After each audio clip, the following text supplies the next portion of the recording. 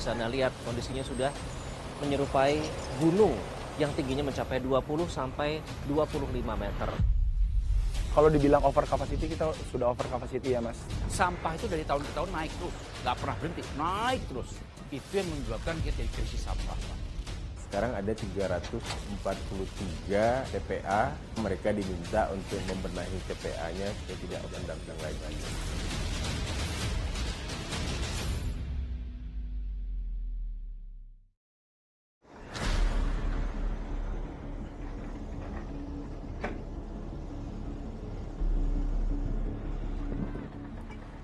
Indonesia memproduksi sampah 76.000 ton per hari. Dengan populasi penduduk yang super jumbo, sampah menjadi persoalan yang tidak bisa dianggap sepele. Terlebih selama ini, 40% limbah sampah yang berakhir di tempat pemrosesan akhir atau TPA adalah sampah sisa makanan, memicu permasalahan baru, pencemaran lingkungan berkelanjutan. Sistem Informasi Pengolahan Sampah Nasional atau SIPSN mengungkap, sampah yang tidak dikelola volumenya mencapai 13,476 juta ton. Angka ini mencapai 40,18% dari total timbunan sampah nasional sebesar 33.541 juta ton. Rumah tangga menyumbang timbunan sampah tertinggi sebanyak 50,8%. Bila kondisi seperti ini terus dibiarkan berlangsung, bisa dibayangkan dari Sabang hingga Merauke akan berjajar gunungan sampah dari pulau ke pulau. Terlebih saat ini, sebagian besar TPA tidak melakukan pemrosesan sampah, melainkan hanya menjadi tempat pembuangan akhir secara terbuka.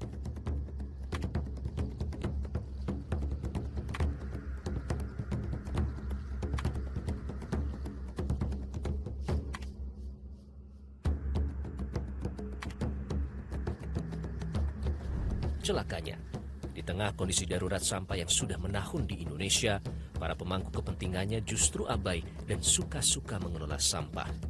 Pejabatnya silih berganti dijerat status tersangka. Mereka tersandung beragam kasus, mulai dari pencemaran lingkungan hidup hingga dugaan tindak pidana korupsi. Salah satunya adalah TPA Burangkeng di Kabupaten Bekasi. TPA seluas 9,6 hektar ini sudah tidak mampu lagi menampung volume sampah.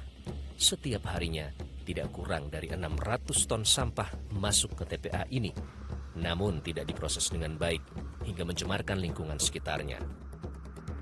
Secara umum mungkin ada dua hal di sini. Pertama, ada paksaan pemerintah yang mungkin akan direkomendasikan oleh tim pengawasan lingkungan hidup yang harus kita taati bersama karena berkonsekuensi pidana maupun perdata. Ini kenapa? Ya karena memang mandatnya pemerintah, masyarakat dan lingkungan kepada menteri harus melakukan ini. Yang kedua, tentu penutupan dan penataan ulang, pemulihan terkait dengan areal ini berdasarkan kaidah-kaidah pelestarian lingkungannya. Penyegelan juga dilakukan terhadap TPA Bakung di Bandar Lampung. TPA yang beroperasi sejak tahun 1994 ini dianggap lalai menjalankan undang-undang tentang pengelolaan sampah. Namun, Wali Kota Bandar Lampung justru mengaku tidak tahu menahu pelanggaran yang dimaksud.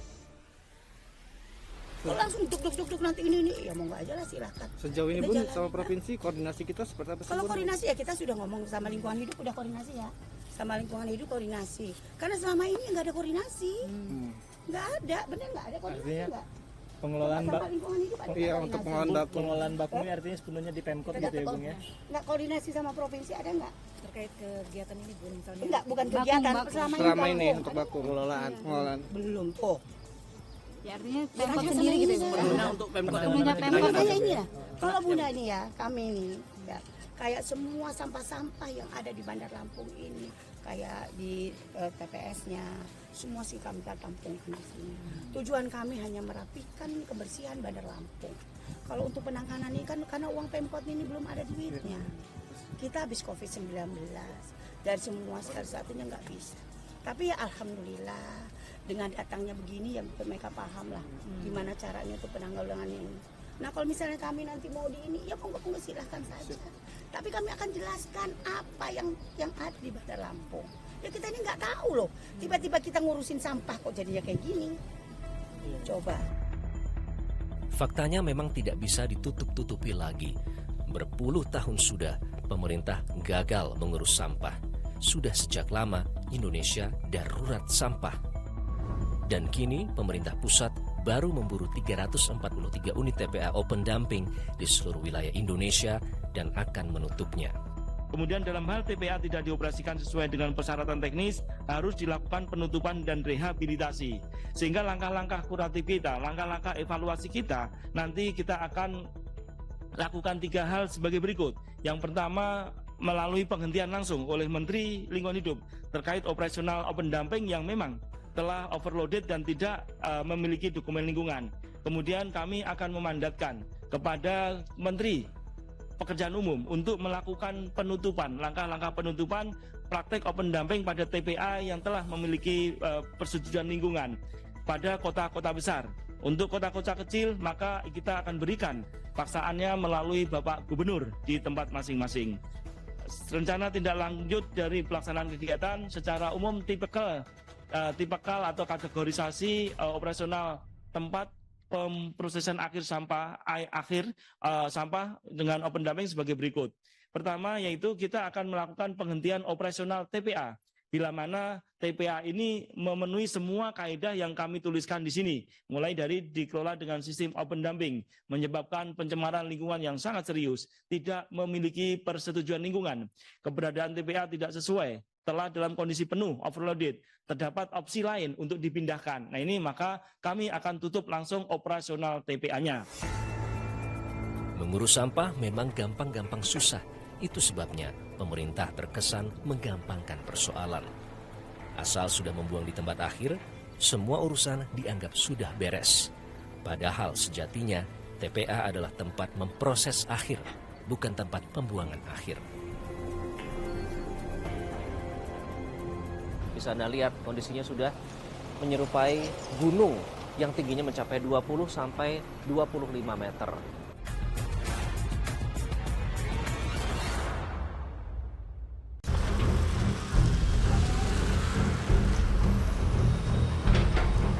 TPA sampah yang kini menunggu waktu untuk ditutup salah satunya adalah TPA Cipecang di Serpong, Kota Tangerang Selatan. TPA ini beroperasi sejak 21 Juni tahun 2012 dan sekarang kondisinya sudah berubah menjadi gunung sampah Cipecang. TPA Cipecang di Kota Tangerang Selatan ini luasnya sekitar 32 hektar, tapi lahan yang digunakan untuk menampung sampah ini hanya 5,1 hektar dan terbagi dalam 3 zona landfill. Dan saat ini saya sedang berada di landfill 3. Ini luasnya hanya sekitar 0,9 hektar atau 900 meter persegi dan bisa Anda lihat kondisinya sudah menyerupai gunung yang tingginya mencapai 20 sampai 25 meter. Dan kondisi TPA ini disebut-sebut sudah kritis. Aroma terasa begitu menyengat di sini dan sudah mulai dikeluhkan oleh warga yang tinggal di sekitar Kota Tangerang Selatan. Padahal ini merupakan satu-satunya TPA resmi yang dimiliki oleh Kota Tangerang Selatan.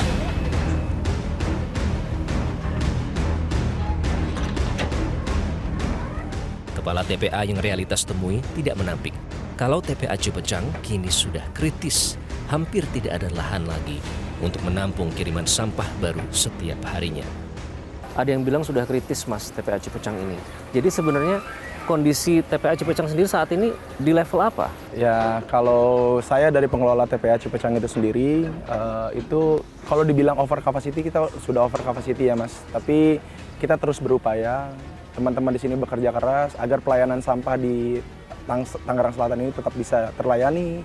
Masalah masyarakat jangan sampai tidak bisa buang sampah. Jadi kita memaksimalkan lahan yang kita punya di sini untuk melakukan pelayanan sampah setiap harinya. Kalau di rata-rata per hari itu ada berapa sampah yang datang ke sini? Kalau di rata-ratakan sekitar 300 sampai 500 Mas. Tonasenya itu fluktuatif setiap harinya berbeda-beda. 300 sampai 500 ton satu harinya. Per hari ya? Per hari. Itu dari mana saja sampah? Dari 7 kecamatan Mas. Dari 7 kecamatan yang ada di Tangerang Selatan. Bisa terlihat tidak yang paling banyak dari kecamatan mana gitu? Saya harus buka data sih Mas. Yang kita juga izin sedikit menjelaskan ya, kita juga terbantu dengan adanya insenerator di Pondok Aren, itu juga membantu mengurangi sampah yang masuk ke dalam TPA Cipecang itu sendiri. Insenerator kita tuh bisa berkapasitas satu harinya itu bisa mengolah sampah sekitar 30 ton, Mas. Jadi lumayan lah, lumayan mengurangi. Berkurang maksimal tuh 50 ton dalam Ya, sehari. 30 sih, Mas. Kalau dipaksakan 30. mungkin bisa 60, tapi kasihan alatnya. Kasihan alatnya nanti malah kepulan Dipaksa sampai jadi ya. hitam. Nanti Iya. kasihan masyarakatnya juga. Jadi kita memaksimalkan hanya 30 ton satu hari. Bisa menimbulkan masalah baru nanti kalau Ya, dipaksa untuk betul. kapasitas maksimal ya. Iya, betul. Nah, 300 sampai 500 ton per hari itu diangkut oleh sekitar berapa truk per harinya berarti, Mas? Kalau untuk jumlah truk, karena itu kewenangannya ada di bidang, saya hanya teknis menerima sampah saja. Tapi kalau hilir mudiknya itu sekitar 100-an truk, Mas. Dan satu truk itu bisa sekitar 3-4 ritase satu harinya. Untuk melakukan pengangkutan di wilayah Tangerang Selatan. Itu dari mana truknya, Bang? Truknya dari Dinas Lingkungan Hidup, Mas. Dari Dinas Lingkungan Dari Hidup. truknya DLH itu sendiri. Oke, dampak yang paling terasa dari overloadnya kapasitas ini apa, Mas Deska? Ya kalau yang paling berasa banget lahan sih, Mas. Dari kita udah mulai terbatas nih untuk melakukan peninggian landfill. Ya. Ditambah dengan curah hujan yang belakangan ini sangat intens ya, turun hujannya sangat deras, jadi mengakibatkan banyak titik-titik longsoran. Walaupun titik-titik longsoran itu saya sudah briefing dan teman-teman saya di sini bekerja di sini itu sudah lebih dari 12 tahun ya. Jadi mereka sudah bisa minimalisir titik-titik mana saja yang kelongsoran, kita minimalisir. Ya kelongsoran itu kalau bahasa saya itu dikontrol. Jadi walaupun ada kelongsoran tapi kita kontrol kelongsorannya. Jadi di titik-titik yang tidak berbahaya untuk masyarakat. Kalau malam ada kelongsoran, pagi kita naikin lagi sampahnya. Dan kita menggunakan terasering untuk meminimalisir kelongsoran tersebut. Bisa dilihat dari ketinggian sampahnya yang berundak, Mas. Ironisnya, tidak cuma dihadapkan pada ancaman penutupan operasi gara-gara overload, TPA Cipecang juga diguncang kasus korupsi. Akibat anggaran pengelolaan digulung, kini sampah Cipecang makin menggunung. Pelan-pelan bang, pelan-pelan bang. Pelan-pelan bang. Santai bang. Pit bang. Aris. Awas kepala. Aris, lagi bertambah. Surat.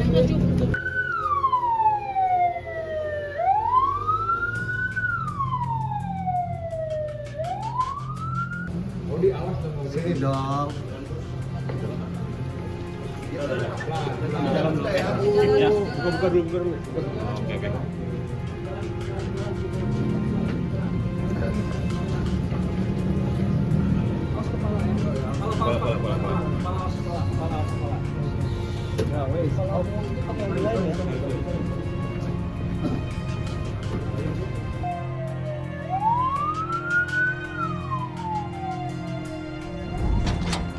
Indikasi kritis gunung sampah Cipecang sebenarnya tidak baru-baru ini saja terjadi. 5 tahun silam, TPA ini sudah pernah mencemari lingkungan sekitarnya. Mei tahun 2020, turap pembatas longsor hingga akhirnya ratusan ton sampah meluber dan mencemari Sungai Cisadane.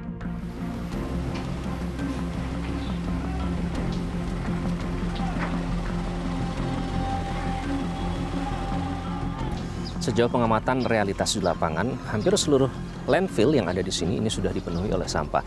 Yang tersisa saat ini hanya landfill 3 yang sebenarnya masih dapat menampung sampah, namun dalam jumlah yang tidak banyak. Sementara landfill 1 dan 2 di sebelah sana itu sudah ditutup dengan zona penghijauan. Nah, overkapasitas ini semestinya tidak terjadi jika pengolahan sampah di Kota Tangerang Selatan ini berjalan dengan semestinya. Namun yang terjadi, pengolahan sampah yang bekerja sama dengan pihak ketiga, dalam hal ini PT Ela Pratama Perkasa atau PT EPP, justru tidak berjalan. Padahal dana yang dikucurkan pada tahun 2024 untuk pengolahan sampah ini cukup besar, jumlahnya lebih dari 25 miliar rupiah. Kondisi ini tentunya memantik pertanyaan publik. Apakah dugaan rasuah tata kelola sampah di Kota Tangerang Selatan ini baru-baru ini saja terjadi? Atau jangan-jangan sudah mendarah daging dari tahun-tahun sebelumnya?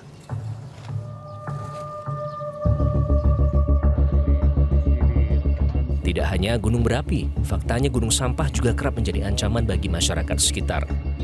Bukan cuma sekali, TPA sampah open dumping kerap mengalami longsor, kebakaran, hingga ledakan. Sekarang ada 343 TPA, mereka diminta untuk membenahi TPA-nya supaya tidak open dumping lagi.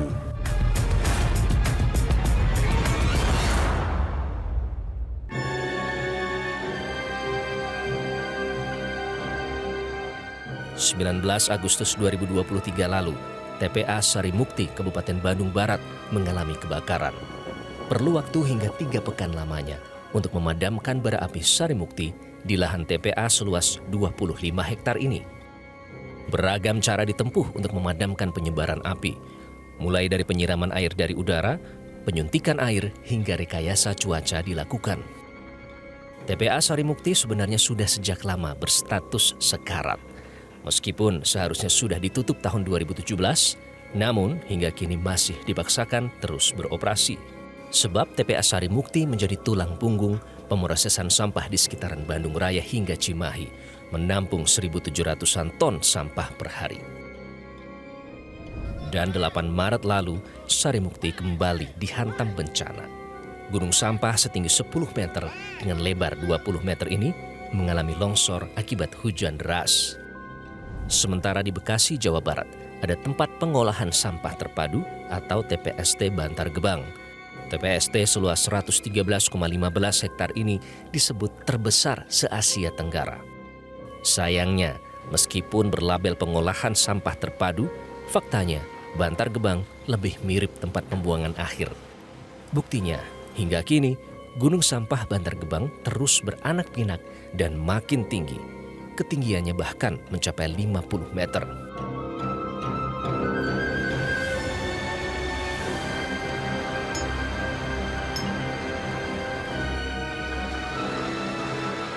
Perharinya, Bantar Gebang ketambahan 6.500 ton sampah baru.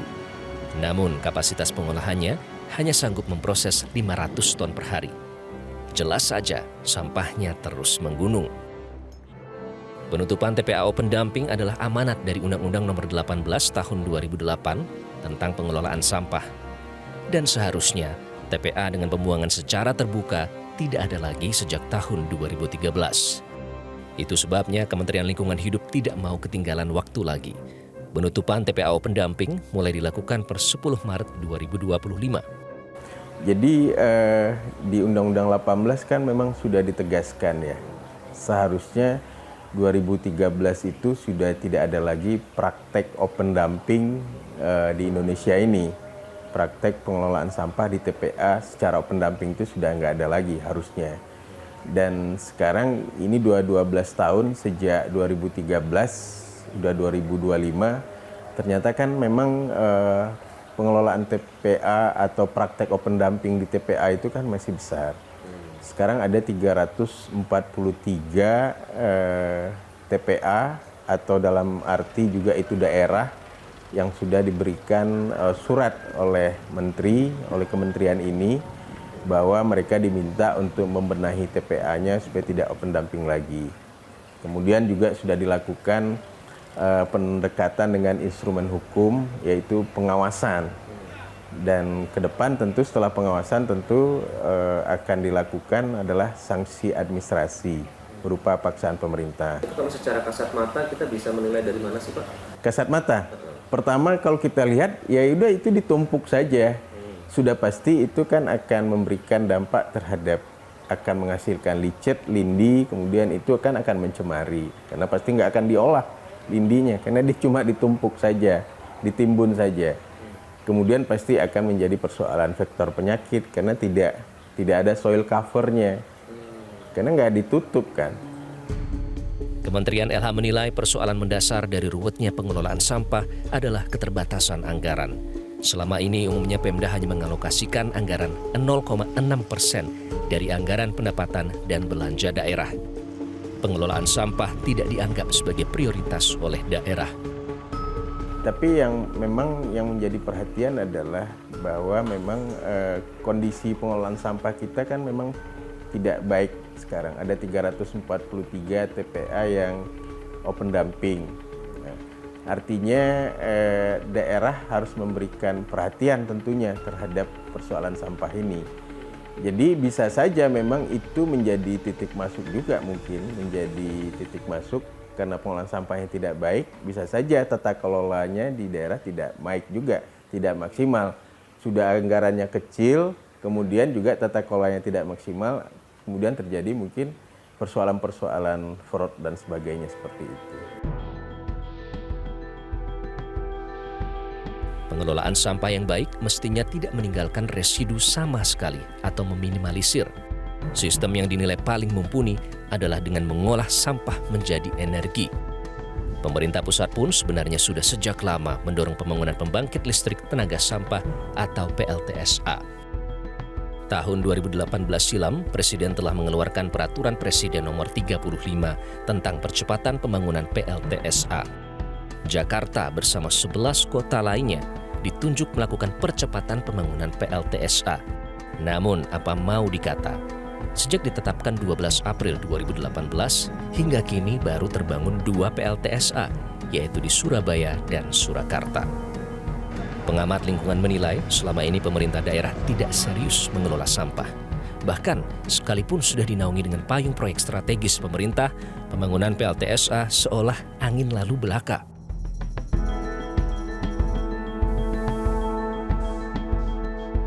Dan saya kira ini waktunya pemerintah harus tegas.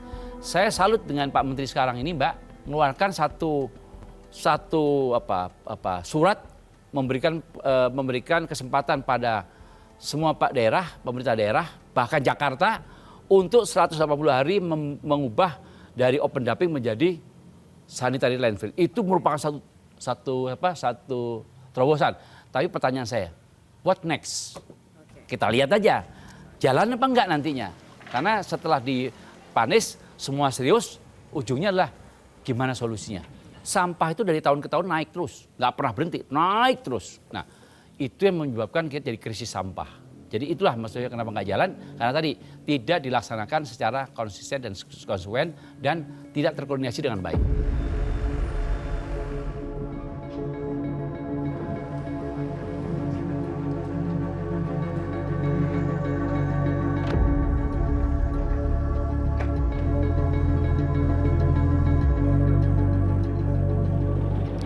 Indonesia Bersih Sampah 2025 sebenarnya sudah dideklarasikan sejak 24 Oktober 2017. Targetnya mengurangi timbulan sampah hingga 30% dan meningkatkan pengolahan sampah hingga 70%. Namun ternyata jauh panggang dari api. Target meleset.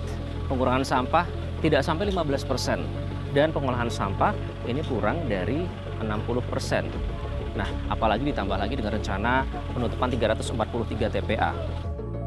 Ini artinya Indonesia harus bersiap-siap menghadapi erupsi gunung sampah.